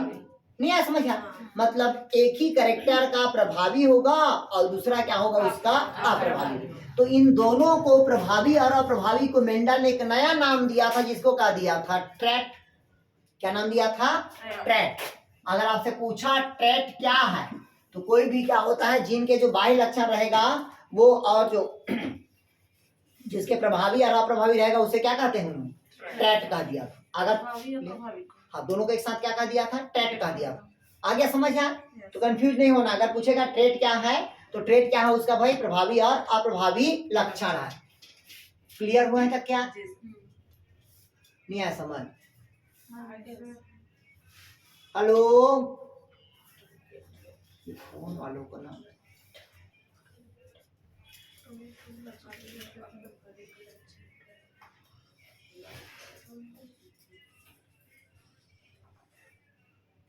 क्लियर हुआ। इधर देखिएगा, अब क्या दिया था भाई, प्रभावी और अप्रभावी दिखा, तो जिसको नया नाम दे दिया था, क्या नाम दिया था, ट्रेट। अब मेंडल ने जब मटर के 7 लक्षण देखा था, तो हर एक लक्षण को क्या माना था उन्होंने, प्रभावी, और हर एक लक्षण को क्या माना, अप्रभावी। अब उसी लक्षण को मैं लिख रहा हूं, ठीक। तो उसका एक चार्ट बनाएंगे भाई आप लोग। वहां से पेन लेकर ना यार, अच्छा नहीं चल रहा है।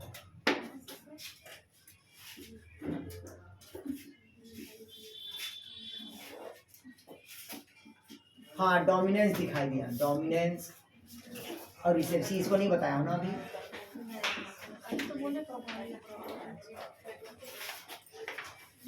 इधर देखिएगा, मतलब जो इधर देखिएगा, इसका मतलब समझिएगा, डोमिनेंस का मतलब, डोमिनेंस मतलब और क्या होता है, रिसेप्सिव। डोमिनेंट मतलब क्या होता है, डोमिनेंस लिखा गया, डोमिनेंट होता है। डोमिनेंट मतलब क्या होगा भाई आपका, प्रभावी, और रिसेप्सिव मतलब क्या होगा आपका, अप्रभावी। तो इसका मतलब समझिएगा, देखिएगा, ध्यान समझिएगा। जैसे आप लोग खुद समझ जाओगे, जब 2 एलील एक साथ है, जब 2, अच्छा एलील भी नहीं बताया आप लोग को, जब 2 एलील एक साथ है, जब 2 एलील क्या है, एक साथ है, और दोनों एलील में से कोई एक एलील अपने आप को क्या करता है, रिप्रेजेंट करेगा, तो वो क्या होगा, प्रभावी, और जो रिप्रेजेंट नहीं कर पाएगा वो अप्रभावी। जैसे कि देखिएगा, हमारे पास 2 लड़की हैं, एक कुर्रे है और दूसरा क्या है, सोनवानी। दोनों को नौकरी लेना है, दोनों को नौकरी करना है, तो दोनों सर्वप्रथम कहाँ आए, इंटरव्यू के लिए आए। अब ध्यान समझिएगा, इंटरव्यू चल रहा अभी। अब हम दोनों को पूछते हैं, ध्यान सुनिएगा, इधर देखिएगा, दो है, दोनों है, इधर ध्यान सुनो, दोनों यार, ध्यान कहीं और। इन दोनों को मैं पूछा, अब इंटरव्यू है, तो आप दोनों क्या क्या खा के आए हो? बता दो इंटरव्यू है। ये देखिए, दो जिन उपस्थित होने के बावजूद भी जो अपने आप को प्रदर्शित किया, बताए सर बोली, तो भाई वो बोली नहीं तो गूंगी है कि बहरी, हमको क्या पता चलेगा? नहीं समझ, मतलब जब दो जिन उपस्थित हैं और दोनों जिन में से जो अपने आप को रिप्रेजेंट की वो प्रभावी, और जो अपने आप को प्रदर्शित नहीं की वो क्या कहलाएगी? अप्रभावी। नहीं आया समझ? नहीं आ रहा समझ? भाई दो लोग हैं तो दो में से एक अपने आप को क्या करता है? डोमिनेंट, मतलब प्रभावी, और जो अपने आप को रिप्रेजेंट नहीं कर पाएगा वो अप्रभावी। आया कुछ समझ? नहीं आया? तो उसी प्रकार से मेंडल ने मटर के कितने लक्षण देखा? 7।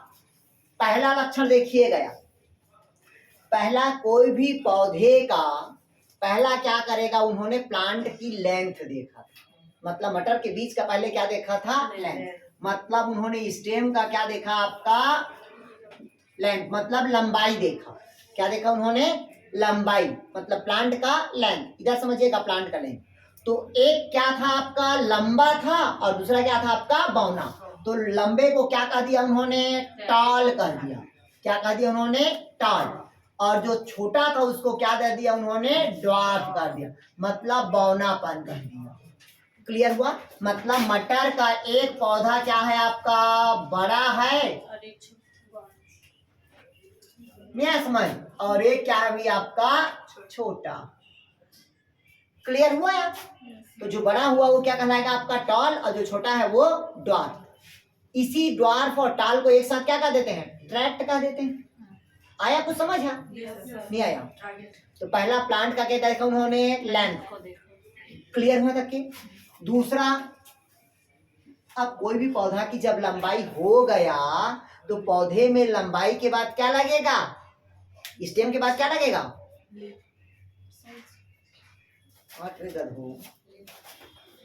पौधे में अब स्टेम हो गया, लेंथ बढ़ गया है, ठीक। तो उसके बाद पौधे के में क्या लगता है भाई आपका?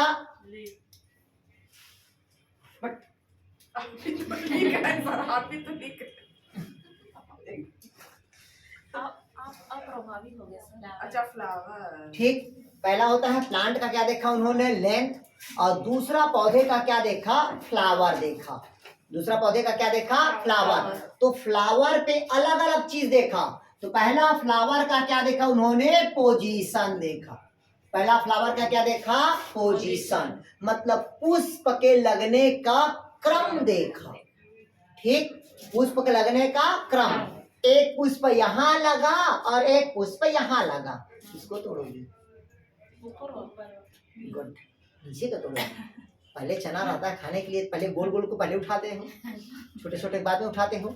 मतलब फ्लावर का दूसरा क्या देखा? फ्लावर का पोजीशन। तो जो एक यहाँ लगा वो एक्सिलरी हुआ, और जो साइड में लगा वो टर्मिनल हुआ। मतलब ये अग्रस्त हुआ और ये कक्षस्थ हुआ। क्लियर हुआ तक के? मतलब ये वाला क्या होगा? प्रभावी होगा, और नीचे वाला क्या होगा आपका? अप्रभावी। क्लियर हुआ तक? क्या नहीं आया समझ? क्लियर हुआ ना भैया? लड़का सबसे पहले देखने जाता है, सबसे पहले उसका चेहरा को देखता है ना, उतना में फिर समझ आता है कि हाँ ये ठीक है, अच्छी। नहीं आया समझ? मतलब क्या देखा उन्होंने? एक्सिलरी देखा, फ्लावर का पोजीशन। क्लियर हुआ तक के? आ गया समझ? तीसरा देखा उन्होंने फ्लावर का कलर। तीसरा क्या देखा उन्होंने? फ्लावर का कलर। देखिएगा फ्लावर का कलर कैसा है। तो मटर में दो प्रकार के फ्लावर लगता है, पता होना चाहिए आप लोग को। पहला होता है आपका वायलेट कलर का, मतलब बैगनी कलर का, और दूसरा होता है आपका व्हाइट कलर का, मतलब भाटा कलर का होता है ना, एक सफेद कलर का। देखिए कि नहीं देखे हुए? ठीक। तो जो वायलेट कलर का होगा वो डोमिनेंस होगा, और व्हाइट कलर का होगा वो क्या होगा आपका? रिसेप्सिव होगा। तो फ्लावर पे टोटल कितना कैरेक्टर देखा उन्होंने? दो कैरेक्टर देखा। पहला फ्लावर का पोजीशन और दूसरा फ्लावर का कलर। क्लियर है तक के?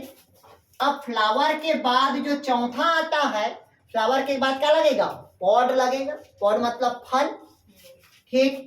तो उन्होंने क्या देखा, पॉड का शेप देखा, मतलब फल का आकार देखा। क्या देखा उन्होंने, फल का आकार। इधर देखिए, फल का क्या कहते हैं भाई, आकार, मतलब शेप देखा। क्या देखा, फल का शेप देखा। क्लियर है। तो शेप जो होगा, ठीक है, वो क्या था पहले, मतलब पॉट का जो शेप होता है वो पहले क्या था, सिमिलरिटी था। सिमिलरिटी मतलब समान, समान था, मतलब क्या था, रेगुलर था। क्या था ये, रेगुलर। और दूसरा क्या होगा आपका, असमान, इरेगुलर बोलते हैं। इरेगुलर मतलब है, देखिएगा जैसे मटर का शेप होता है, अभी देखिएगा मटर में आता है तो इसका शेप ऐसे रहता है, एक का। क्लियर हुआ, एक का शेप ऐसे रहता है, देखिए आ रहा है कुछ समझ यार, नहीं है इसमें। ये पैरेलल समांतर है, ये क्या है, इरेगुलर है, नहीं है समझ, असमांतर। क्लियर हुआ तक के। तो ये क्या हुआ, मटर का शेप हुआ, मतलब उसका फल का शेप। क्लियर हो तक के। अब कहता है पांचवा, पॉड का क्या देखा उन्होंने, कलर। पॉड का क्या देखा उन्होंने, कलर। तो देखिएगा अभी कलर था, पहले जब मटर आया था तो कितना रुपए किलो था, बहुत महंगा था, 80 रुपए। तो मटर कैसा दिखता था पहले, गुड, मतलब ग्रीन। तो ग्रीन का मतलब क्या हुआ, वो प्रभावी। अभी 20 रुपए किलो, कौन सा दिखता है, पीला, मतलब ये येलो कलर हो जाएगा। तो जो व्हाइट कलर मतलब ग्रीन कलर का होगा वो क्या होगा, डोमिनेंट, और येलो कलर का क्या होगा आपका, रिसेप्सिव। क्लियर हुआ तक क्या। तो ये पॉड का क्या देख लिया, कलर। मतलब कुल मिला के मटर के पॉड पे कितना कैरेक्टर को देखा, दो कैरेक्टर को, पहला शेप और दूसरा उसका कलर। क्लियर हुआ तक के। अब होता है छठवा, अब उसका छिलका निकल गया। क्या निकल गया, छिलका निकल गया, तो बचा क्या, सीड। और सीड का उन्होंने क्या देखा पहले, शेप। शेप मतलब बीज का आकार। क्या देखा भाई, बीज का आकार। तो बीज का आकार देखा तो एक मटर का ऐसा था, राउंड था, मतलब गोल था। मटर का शेप क्या था, गोल था। और दूसरा मटर का बीज क्या था आपका, व्रिंकल्ड था। व्रिंकल्ड मतलब झुर्रीदार था। क्लियर हुआ। व्रिंकल्ड मतलब क्या था, झुर्रीदार। मतलब मटर का बीज कैसा है, गोलाकार है, और मटर का दूसरा बीज क्या है आपका, झुर्रीदार है। क्लियर हुआ है तक के, नहीं आया समझ, आ गया पक्का। अब होता है सातवां नंबर का, कौन सा नंबर का, सातवां। अब मटर का तो हम शेप देख लिए, बीज का शेप देख लिए। अब देखते हैं सीड का क्या देखेंगे, कलर। तो सीड का क्या देखेंगे भाई, कलर। ए देखिएगा अभी के कुर्रे के घर में क्या होने वाला है, छठी होने वाला है। क्या होने वाला है, छठी। तो छठी के लिए कौन सा कलर का मटर लेके आओगी,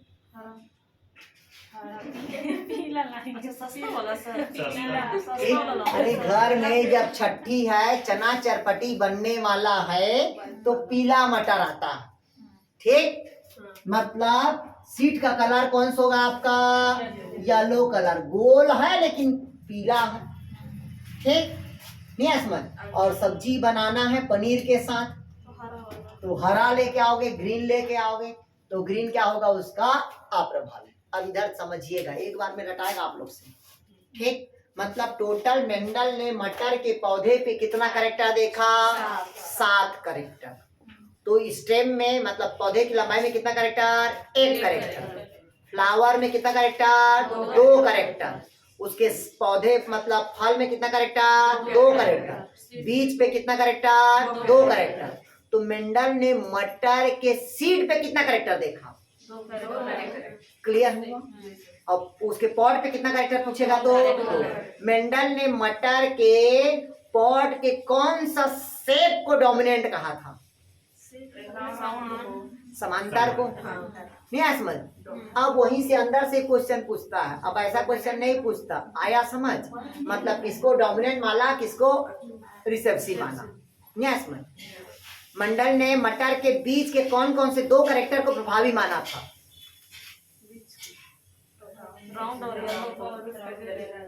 क्लियर हुआ?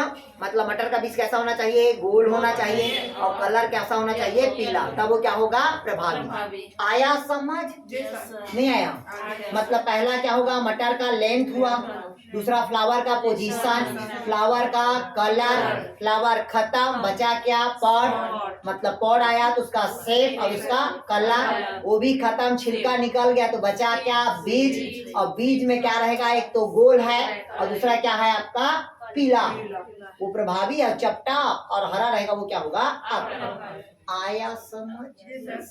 नहीं आया? पक्का? चलिए अब अगला टॉपिक लिखिए इसी का कि कल पढ़ाए। ठीक, अब देखते हैं मेंडल के नियम्स को। लिखिएगा। हाँ, अब मेंडल ने मटर के पौधे को ही क्यों चुना? उसका भी तो कुछ रीजन होगा।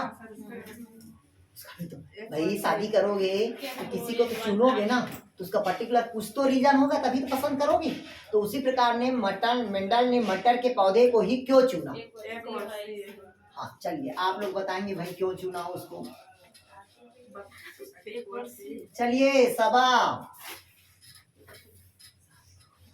हाँ सबा। अरे भाई जब आप शादी किए हैं सर से तो अच्छा है, नौकरी में है बोल के तभी तो पसंद किए होगे ना। क्यों? चलिए बताइए पूरे जल्दी बताइए।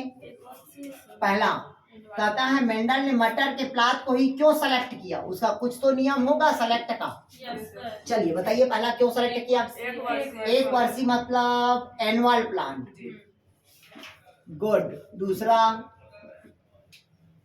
मतलब इसकी लाइफ साइकिल क्या था? छोटा था, मतलब लाइफ साइकिल क्या होगा इसका? स्मॉल था, इस कारण इसको सेलेक्ट किया। और दूसरा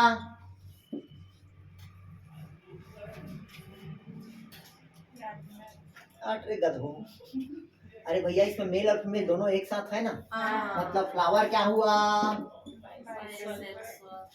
बाइसेक्सुअल था। क्लियर हुआ? इसका लाइफ साइकिल क्या था? कम था। इसका लेंथ क्या था? कम था। नहीं आया समझ का? ये सब क्या है उसके सेलेक्ट करने का कारण। और इसका और सेलेक्ट मुख्य करने का कारण ये है कि मटर के प्लांट के ऊपर बहुत सारे वैज्ञानिक ने क्या किया था? रिसर्च कर चुका थे। मतलब पहले से क्या है उसमें? रिसर्च है, तो उसको काम करने में क्या हुआ? आसानी हुआ। इस कारण मेंडल ने मटर के पौधे को ही क्या किया? सेलेक्ट किया। आया समझ? और जिस जगह गार्डन में था उस जगह पे क्या था? बहुत सारे ये मटर के प्लांट था, इस कारण इसको क्या किया उन्होंने? सेलेक्ट किया। क्लियर हुआ? तो अब लिखिएगा मेंडल के नियम्स। मेंडल ने मटर के पौधे में कितने नियम को दिया था? 3 नियम। लेकिन बहुत सारे पुस्तक में 4 नियम दिखा देता है, अभी बता रहे हैं चारों को ना। हाँ भाई 3 ही मेन है भाई, 3 ही पढ़ाऊंगा मैं। ठीक, इधर देखिएगा। मेंडल ने मटर के पौधे पे कितने रूल्स दिया था? तो 3 रूल्स को दिया। कितने रूल्स था या ला बोलते हो उसको? कितना रूल्स या ला है? तो 3 ला है। पहला कहता है लॉ ऑफ डोमिनेंस, मतलब लॉ ऑफ डोमिनेंस मतलब होता है प्रभाविता का नियम। पहला कौन सा नियम कहता है भाई? प्रभाविता का नियम। क्लियर है तक के? दूसरा कहता है लॉ ऑफ सेग्रीगेशन।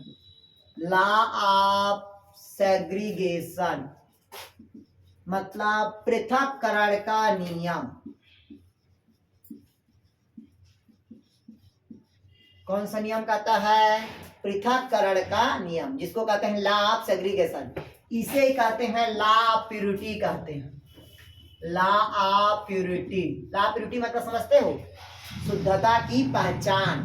जैसे मैं आपसे पूछा, इधर देखिए आप लोग, लॉ ऑफ प्यूरिटी जैसे मैं बोला आप लोग जाओ, तो कोई किसी के साथ जा रहा है, कोई किसी के साथ जा रहा, तो वो क्या हुआ? प्यूरिटी हुआ क्या?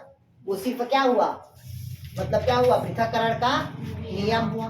मैं बोला कि लड़की पहले जाएगी उसके बाद लड़का जाएगा, तो क्या कहलाएगा? Law of purity. उससे शुद्धता पहचान आ रहा है।